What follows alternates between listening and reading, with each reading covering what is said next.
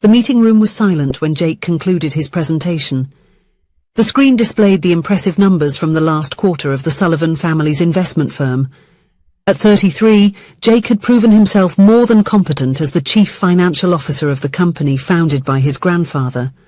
However, while the executives collected their materials and left the room with formal praises, he remained seated, gazing through the panoramic window at the bustling city below. "Son, that was excellent." Robert Sullivan, his father, placed a hand on his shoulder. "We're having dinner with the Richardsons on Saturday. Their daughter has returned from a long trip. Maybe you'd like to meet her." Jake forced a smile.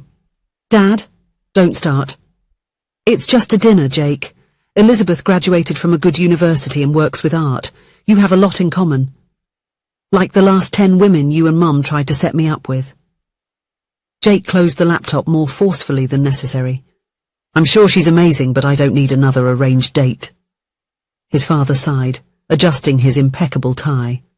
"We just want your happiness. At 33, I already had you and your sister." "Different times, Dad."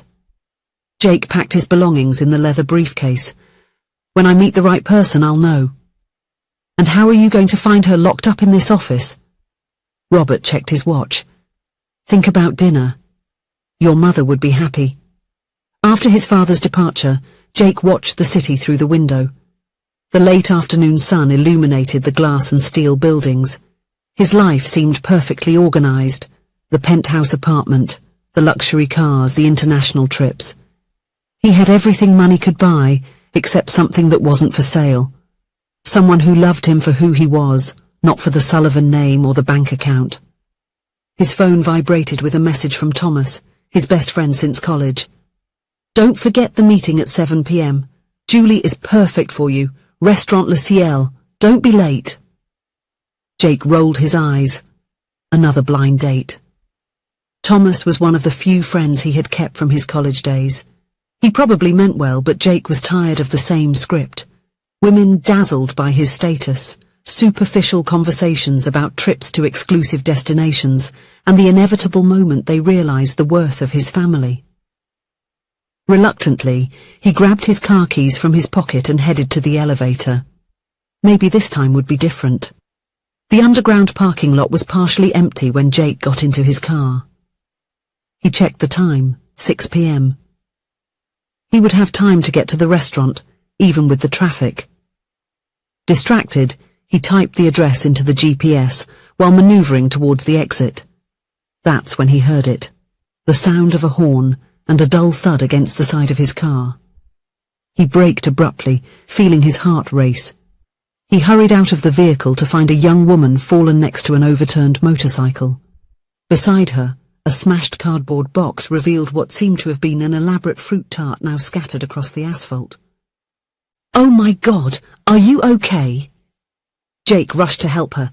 The young woman took off her helmet, revealing brown hair tied in a messy bun and dark eyes glaring at him with fury. "Don't you watch where you're driving?" "I'm so sorry, I was distracted by your phone." She tried to stand up, grimacing as she put weight on her right leg. "Perfect. Just perfect." Jake offered support, but she refused. He watched as the young woman examined the motorcycle. The fender was dented and there were deep scratches on the side. "Won't start," she murmured, after several attempts to ignite the engine. She looked at the ruined pie and let out a sigh of frustration. "It was a special order for a birthday. How am I going to explain this now?" Jake genuinely felt bad. "I'm really sorry. I will cover all the costs, both for the bike and the pie." The young woman looked at him with suspicion. She wore a simple uniform, black pants, a white shirt, and an apron with a bakery logo. Her eyes, despite the anger, had an impressive clarity. "I don't have any money with me right now," Jake admitted, "but give me your contact and we can meet to sort this out. Or we can call a tow truck, and it doesn't need a tow truck." She examined the motorcycle again. "It's damaged, but I can push it to the bakery. It's not far." "Let me help you then." "You've already helped a lot. Write down my number. I'm going to need a quote from the workshop." Jake saved her number in his cell phone contacts. "My name is Jake Sullivan." Jennifer Reeves. Contact me and I'll send you the invoice as soon as the budget is ready. I can give you a ride to the bakery. Jennifer looked at the luxury car and then at the ruined pie. No, thank you. I'd rather go alone. As he watched her push the motorcycle away, Jake checked his watch. 6:25 p.m. He would be late for the meeting, but that seemed insignificant compared to what had just happened. He got into the car with the image of Jennifer's accusing eyes still fresh in his mind. The meeting with Julie was exactly as Jake had anticipated. She was attractive, polite, and completely superficial. The conversation revolved around her latest vacation destinations, the new spa she was attending, and how she had met Thomas at a charity event where everyone important was. So, Sullivan Investments is your company? She asked between sips of 200 a bottle champagne. My family's, Jake corrected, toying with his fork. My grandfather founded it. Fascinating. Thomas mentioned that you have properties in several countries. Jake nodded, disinterested. His thoughts wandered to Jennifer and her damaged bike. There was something genuine about her anger, in the way she didn't try to hide her frustration. Something refreshing. Jake, are you listening to me? Sorry, he smiled without enthusiasm. I'm a bit tired. Long day. By the end of the night, they exchanged empty promises of meeting again. Jake knew he wouldn't call, and suspected she wouldn't care either, if he weren't a Sullivan. A week passed and Jake ended up forgetting to get in touch with Jennifer, the girl he had run over. He was in his office when his mother, Eleanor Sullivan, entered without knocking, elegant as always in her sophisticated outfit. How was the dinner with the Richardsons' daughter? Jake continued typing. I didn't go. Jake! Eleanor sat down in front of his desk. Your father was disappointed. Elizabeth is an excellent match. Mum, I'm 33 years old. I don't need arranged dates. Eleanor sighed, studying her son. Despite his impeccable appearance, bespoke suit, perfectly cut hair, she noticed the fatigue in his eyes. You seem unhappy, dear. Jake finally stopped typing. I'm fine, just tired of empty relationships. I understand your frustration. She adjusted a strand of perfectly dyed hair. When I met your father, many said I was only interested in the Sullivans' money. And how did he know it wasn't true? Because when your grandfather temporarily lost everything in 1987, I stayed. I sold my jewelry to help with the restart. She smiled at the memory. True love remains in difficult times. That conversation planted a seed in Jake's mind. That night, while watching the city lights from his apartment balcony, an idea emerged. What if he tested who truly cared about him, not his money? The next day he composed a message. Hello, how have you been? I'm a bit upset because my family's business is sinking and I'm practically broke. Could we meet to talk? He sent it to all the female contacts on his phone, ex-girlfriends, friends, casual acquaintances, more than 100 women. The die is cast, he muttered to himself as he pressed the send button. The replies started coming in throughout the day. Most followed a predictable pattern. I'm sorry, Jake. I'm super busy with work right now. That's a shame. Let me know when things get better. Wow, what a difficult situation. Unfortunately, I'm traveling. Some didn't even bother to respond. Jake wasn't really surprised. He just confirmed what he already suspected. Then, in the late afternoon, a different message appeared. I'm sorry to hear about your situation. I can meet you today at 6 p.m. at the Sweet Home Bakery, Jennifer. Jake frowned, confused. Jennifer? It took a few seconds for him to remember, the young woman on the motorcycle. He had completely forgotten to contact her about the damage. He felt embarrassed by the oversight, but also curiously excited about the response. Sweet Home Bakery was a cozy establishment on a tree-lined corner. Glass display cases showcased colourful pies and elaborate cakes. The aroma of freshly ground coffee and caramelized sugar filled the air. Warm yellow lights hung from the ceiling, creating an inviting atmosphere. Small wooden tables occupied the interior space, and a few others were scattered along the sidewalk under a striped awning. Jennifer was cleaning a table when Jake walked in. She wore the same uniform as on the day of the accident, but now her hair was down, framing her face in soft waves. "Hi," Jake said, feeling oddly nervous. "Thank you for meeting me." Jennifer looked up, surprised. "I thought you had completely forgotten. I'm sorry for not getting in touch earlier." He sat in the chair she indicated.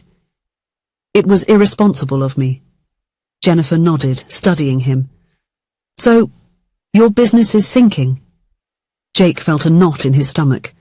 The message, his test, now seemed manipulative and childish. "About that?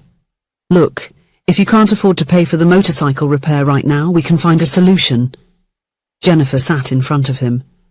"I understand that financial crises can catch anyone by surprise." The genuine kindness in her voice caught him off guard. There was no pity or disdain, just understanding. "Actually, Jake hesitated. "This was a misunderstanding. I'm not broke." Jennifer tilted her head, confused. "But your message?" A young employee approached with a tray. "I brought your coffee, Jen, and the walnut cake you ordered." "Thank you, Miguel." She smiled at the young man before turning to Jake. "I thought you were in trouble. Why would you say something like that?" Jake watched the coffee being served, buying time to organize his thoughts. The steam spiraled up from the dark liquid, reminding him of the complications he had created. "It was a test," he finally admitted, unable to lie in the face of her sincerity. "I sent the same message to several people to see who really cared about me, not my money." Jennifer stared at him for a long moment. "That's unusual." "It sounded better in my head," Jake admitted, embarrassed. "You were the only one who offered to help, even thinking I was in trouble." "Because you owed me money," Jennifer pointed out, picking up her coffee. "It wasn't exactly altruism." "Even so, most people completely disappeared when they thought I was broke." Jennifer tasted the cake. "And why does that matter so much? Having people who only get close because of your money?" "My family has a certain status. It's hard to know who truly cares about me." "And did this test solve that?" "Not in the way I expected." Jake finally relaxed his shoulders. "It made me realize that I'm looking for genuine connections in the wrong places." Jennifer studied him for a moment. "The shop estimated the repair. The pie was a special order." Jake blinked at the change of subject. "Sure, tell me the amount and I can transfer the payment right away." "There's no need," Jennifer said, surprising him. "I already took care of the repair. The mechanic is my uncle. As for the pie, I made another one the next day."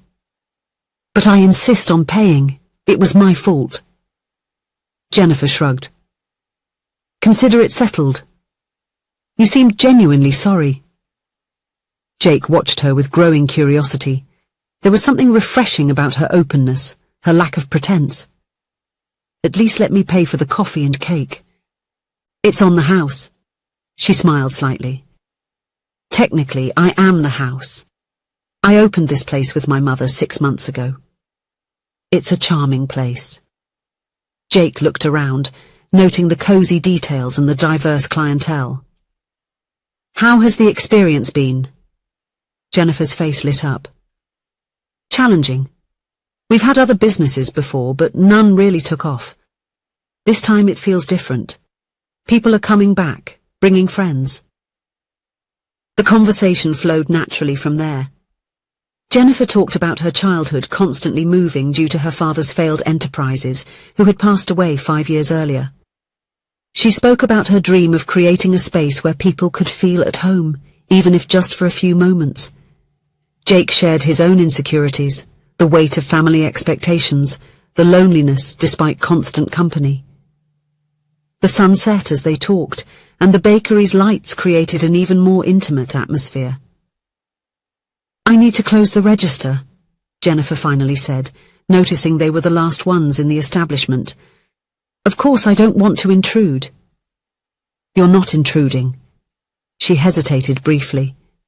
It was surprisingly pleasant talking to you. Jake smiled.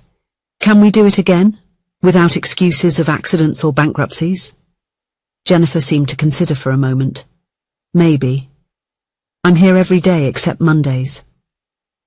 In the following weeks, Jake became a regular customer at Sweet Home Bakery. Initially, he would come just for a quick coffee, exchanging a few words with Jennifer. Gradually, his visits extended. They began walking together after closing, exploring the neighborhood while talking about books, movies, and dreams. On one of these walks, Jennifer showed Jake her favorite place in the city, a small park with a lake where swans swam placidly. Sitting on a worn-out bench, they watched the sunset tint the water orange. My father used to bring me here when I was little, she said, her voice soft with the memory. He said that one day we would have our own house overlooking the lake. He seemed like a dreamer. Was. He never gave up, even when he should have. Jennifer smiled sadly. I think I inherited that from him. It's an admirable quality. Not always. Sometimes it means not knowing when to stop. She looked at Jake. And you? What did you inherit from your parents? Jake reflected. My father's determination, the sense of responsibility, and maybe a bit of my mother's distrust. So the bankruptcy test, Jennifer teased gently. It wasn't my brightest moment, Jake admitted, laughing. But it led me to you, so I can't completely regret it. Jennifer blushed slightly, turning her gaze to the lake. You know what's funny? If you really were bankrupt, we probably would have gotten closer more quickly. I wouldn't have to keep wondering about your intentions. You wonder about my intentions? It's hard not to think about it. We are from different worlds, Jake. He touched her hand gently. Not so different after all. That night, under the starry sky, Jake leaned in and kissed her for the first time. It was a soft, hesitant kiss, full of tenderness. 2 years later, on a sunny afternoon, the Sweet Home Bakery was decorated with white flowers and silver ribbons. Tables had been rearranged to accommodate the guests who gathered to celebrate the wedding of Jennifer and Jake. In the corner of the bakery, a photo exhibition told their story. Jake helping to paint the walls when the bakery expanded into the space next door. Jennifer visiting the Sullivan Company for the first time. The two laughing while making cakes together. The renovation of the old house by the lake they had bought together. Eleanor Sullivan approached her daughter-in-law, radiant in her simple yet elegant wedding dress. Dear, everything is perfect. Thank you for all the help, Jennifer smiled, nervously adjusting her bouquet. I still can't believe we managed to organize everything in 3 months. The important thing is that you both are happy. Eleanor looked at her son, who was cheerfully chatting with Jennifer's mother on the other side of the hall. I've never seen him so fulfilled. He changed my life, Jennifer admitted. When we met, I could barely keep this place running. And now there are 3 branches. Eleanor smiled proudly. Jake told me it was all your merit. It was a partnership. He believed in my vision when I suggested the expansion. The music changed, signaling the start of the ceremony. As she walked toward Jake, Jennifer reflected on the unlikely path that had brought them there. An accident, a well-intentioned lie, and the courage to be authentic with each other. Jake was waiting for her with a smile that lit up his eyes. When she reached his side, he whispered, "The only one who stayed when I thought I had nothing." Jennifer squeezed his hand. Amid the applause of the guests, they sealed their union with a kiss that symbolized not just love, but the promise of a life built on honesty, respect, and the certainty that they had found in each other a true home. The girl on the motorcycle who was accidentally run over had become not only the wife of a millionaire, but a successful businesswoman, living proof that the most meaningful encounters in life often happen when we least expect them, and with the most unlikely people. If you enjoyed the story, please leave a comment with a rating from 1 to 5 to show how much you liked it. Also, watch the video that is now appearing on your screen. See you soon.